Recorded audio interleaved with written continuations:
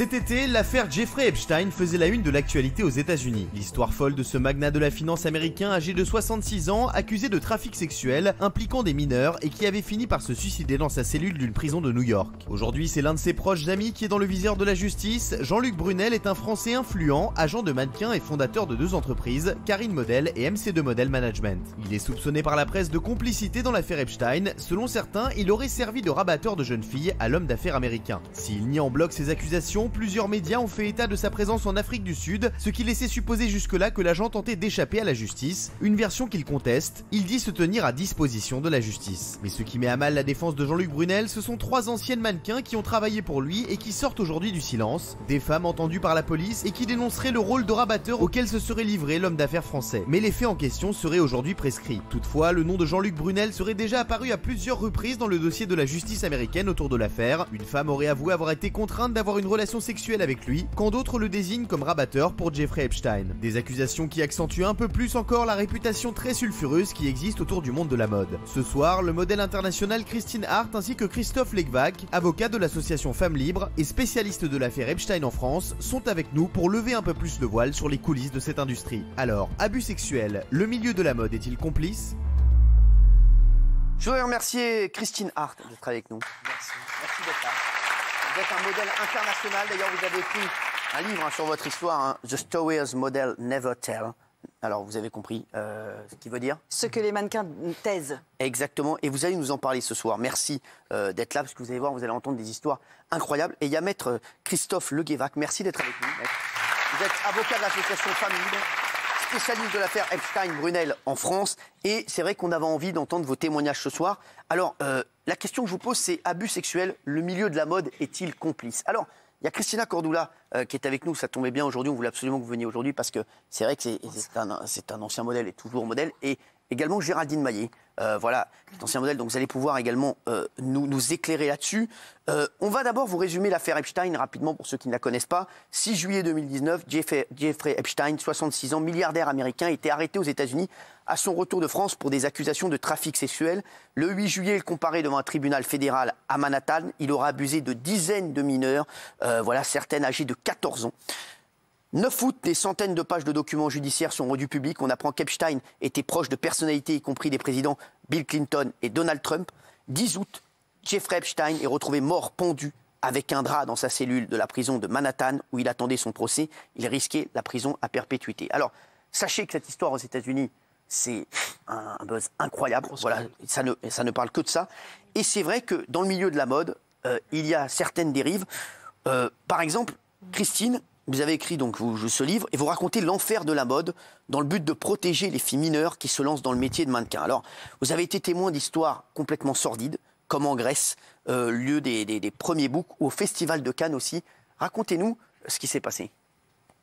Bon, en fait, pour moi, c'est pas vraiment un enfer parce que cette fille, toutes les filles qui commencent jeunes, ils commencent avec des illusions. Et moi, pour mon témoignage, mon livre, c'est pour dénoncer un peu plus l'âge des filles. C'est des filles de combien? De 14 ans? Non, il y a tout. Il y a commence à 15, à 14, à 13, ça dépend des marchés aussi. Mais je pense que c'est une question d'âge, que ce sont de petites filles qui n'ont pas le caractère, la personnalité pour dire non. Ils se trouvent dans des situations que peut-être une femme peut gérer, mais qu'une petite fille peut pas gérer. Alors, ils ne savent pas dire non. Alors, dans des situations que peut-être une femme peut dire non. C'est quoi les situations? Parce que vous dites, par exemple, les filles sont parfois utilisées comme une monnaie d'échange sexuel. Les jeunes filles sont manipulées et perçues comme des objets. Elles sont maquillées comme des femmes et sont parfois âgées de 13 ou 14 ans. Et vous dites, il y a un exemple incroyable que vous donnez, vous dites que votre agence de mannequins vous a envoyé avec 10 filles officiellement pour défiler dans une ambassade en Libye. Et là, qu'est-ce qui se passe? Oui, nous, on n'était pas abusés, mais on n'était pas au courant de la situation. Et ils s'en fichent. Il paraît que l'avion a atterri au milieu du désert. Nous, on était à le désert. On a atterri au milieu du désert. On était dans un bunker. Heureusement, rien ne s'est passé, mais on pourrait être violé, on pourrait être vendu. Rien ne s'est passé. Mais la question, c'est que moi, j'écris ce livre parce que je trouve que quand je retournais de cette situation, que j'avais passé la peur de ma vie, personne, aucune fille a dénoncé à l'agence parce qu'ils avaient peur de plus avoir de travail. Ils ont continué à faire ça, à travailler avec cette agence.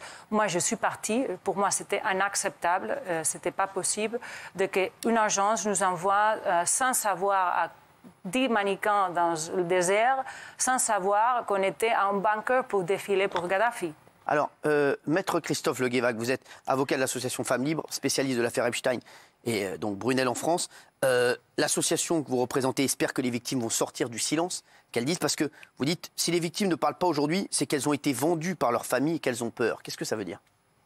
D'abord, je voudrais corriger ce que vous avez dit tout à l'heure. L'affaire ne remonte pas à 1970. 90. Elle est beaucoup plus récente que ça. 90, oui. Et c'est important en droit, ça veut dire que ce n'est pas prescrit. C'est ça. C'est-à-dire que l'enquête peut poursuivre. Deuxième chose, vous avez dit tout à l'heure que monsieur était soupçonné. En fait, il n'est pas soupçonné. Il est accusé par plusieurs personnes d'avoir commis des actes qui ressemblent à de la traite d'êtres humains. Alors, il n'a pas été encore condamné. Non, mais il est accusé. Oui, voilà. Et ce qui est important, c'est que la qualification des faits va permettre d'aller beaucoup plus loin que ce qu'a fait le parquet jusqu'à présent. Pour le moment, on est sur juste des affaires de viol, mais là, nous sommes en présence de traite, de réseaux et d'organisations qui consistent à fournir des jeunes filles mineures à des adultes pour qu'ils puissent, soi-disant, faire des massages. Mais c'est bien plus que des massages, puisqu'on a des témoignages accablants sur la situation de ces jeunes filles. Qu'est-ce qui se passe? Quels sont les témoignages que les téléspectateurs veulent savoir? Et mine de rien, aujourd'hui, c'est pour ça qu'on vous a fait venir, parce qu'il y a plein de jeunes filles qui veulent se lancer dans le mannequinat. Et il faut les mettre en garde aussi, et c'est ce à quoi sert votre livre également. Qu'est-ce qui se passait? Il faut déjà mettre en garde aussi les parents. Bien sûr. Parce que la responsabilité de toute la chaîne est importante. Les parents font trop confiance aux agences. Les agences, suivant les agences, on a des comportements qui peuvent être soit simplement négligents, soit complètement coupables. Et c'est toute l'importance du dossier aujourd'hui, c'est de révéler le comportement des agences. J'indique quand même un point important en droit, c'est que pour être une agence de mannequins, il faut faire un dossier, il faut avoir un agrément. Et dans le cadre de cet agrément, il faut montrer qu'on a une bonne moralité. On dit aussi que ce sont les photographes qui sont aussi visés parfois et qui demandent à des jeunes filles de faire un peu n'importe quoi. Géraldine Maillet, dites la vérité. Et qu'est-ce que vous pouvez dire, vous, pour les gens qui nous regardent? Oui, alors d'abord Brunel, dans les années 90, quand moi je suis mannequin, il est patron de l'agence Karine. Karine, c'est une grosse agence à Paris qui est avenue Hoche. Il y a Estelle Lefébure qui est dans cette agence, par exemple, qui est un top modèle à l'époque, qui est juste une énorme star. Ils se vantent d'avoir trouvé Sharon Stone aussi.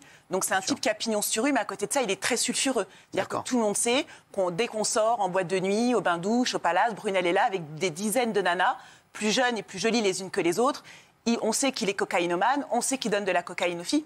Tout le monde le sait, c'est un secret de polichinelle, mais tout le monde le sait. Vous le saviez? Oui, je le savais, mais moi, je l'avais croisé une ou deux fois. J'étais allée chez Karine, ils ne voulaient pas de moi parce qu'ils aimaient les blondes. Voilà, point barre. Après, comme Jeffrey, voilà. Donc, moi, je n'étais pas dans cette agence de mannequins, mais on la connaissait, on côtoyait les filles. Mais c'était, vu de l'extérieur comme ça, un sale type. Après, pour ce qui est du milieu de la mode, le milieu de la mode déteste les règles, déteste être formaté et déteste... c'est un milieu qui est transgressif. Donc, en fait, lui pouvait dire, par exemple, moi, oui, OK, j'ai des jolies filles autour de moi, elles sont jeunes, je peux vulgairement les baiser et alors, c'est pas un crime. Voilà, il y a beaucoup de cynisme dans la mode. Mais sauf que si, c'est un crime. Bien sûr. Sauf que la mode, c'est toujours tu. Quand il y a eu un reportage en 88 de CBS qui, justement, pointait du doigt les accusations de viol, il droguait les filles, il en abusait sexuellement. On n'en a pas parlé. Silence radio. Il y a eu un livre de Michael Gross extraordinaire sur Top Model, un sale métier. Pareil, on racontait tout sur Brunel. Personne n'a bougé. Alors, donc, dans 7 à 8 Live, ils sont intéressés au monde de la mode. Ils ont retrouvé un jeune mannequin qui accuse son ex-agent de viol et tentative de viol. Regardez, elle était tétanisée. Regardez ça. C'était des massages au visage pour me décontracter. Et puis, ça descendait. Des gestes, on va dire, sur la poitrine, les fesses, les jambes, l'entrejambe. Et voilà, ça dérapait à ce moment-là. Il y a eu plusieurs fois où, effectivement, ça allait beaucoup plus loin et c'était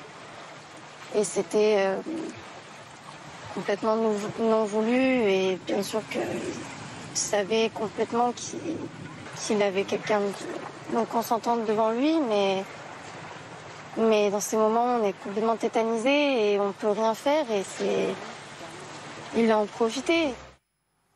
Voilà, alors, c'est un témoignage dans 7 à 8 Live.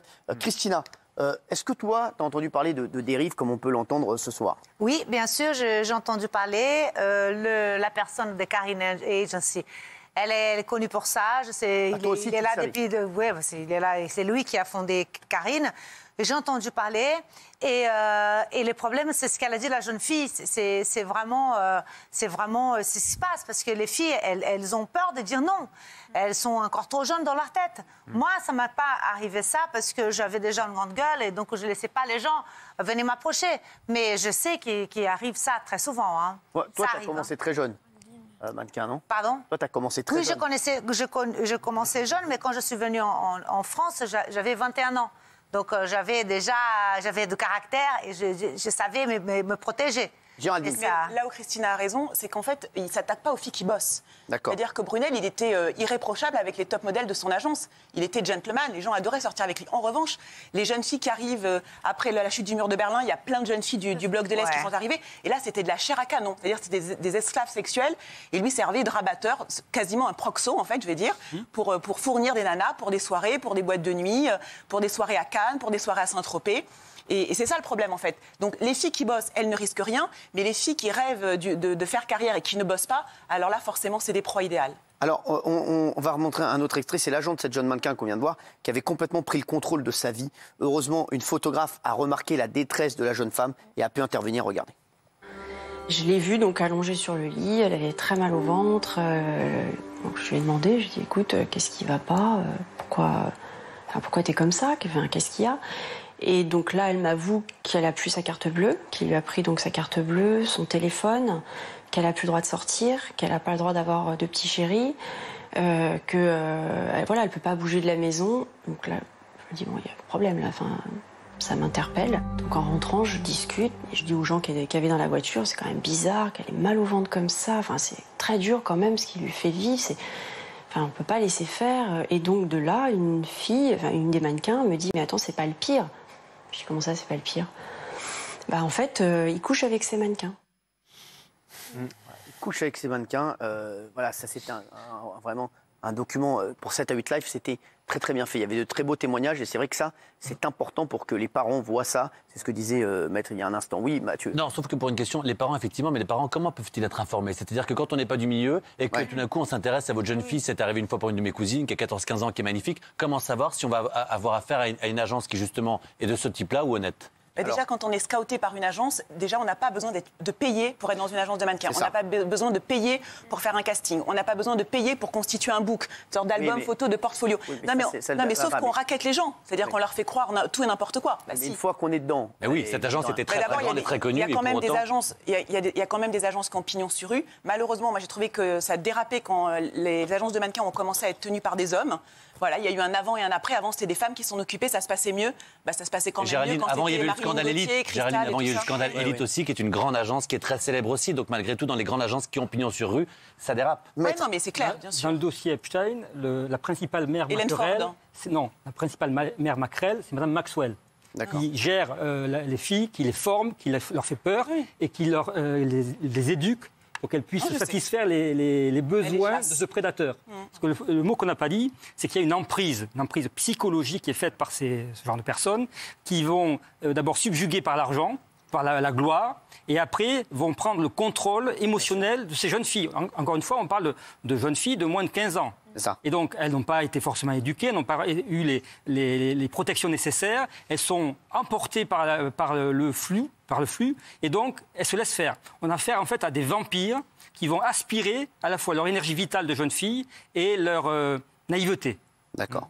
Est-ce que vous avez quelque chose à ajouter, Christine? Oui, c'est ça. Moi, je commençais très tard. J'avais fait mes études. J'étais très relax. Je n'avais pas la désespération d'arriver ou pas arriver. Et surtout, cette petite fille, ils sont très jeunes. Ils savent qu'à 25 ans, la carrière est morte. Ils sont de grands-mères.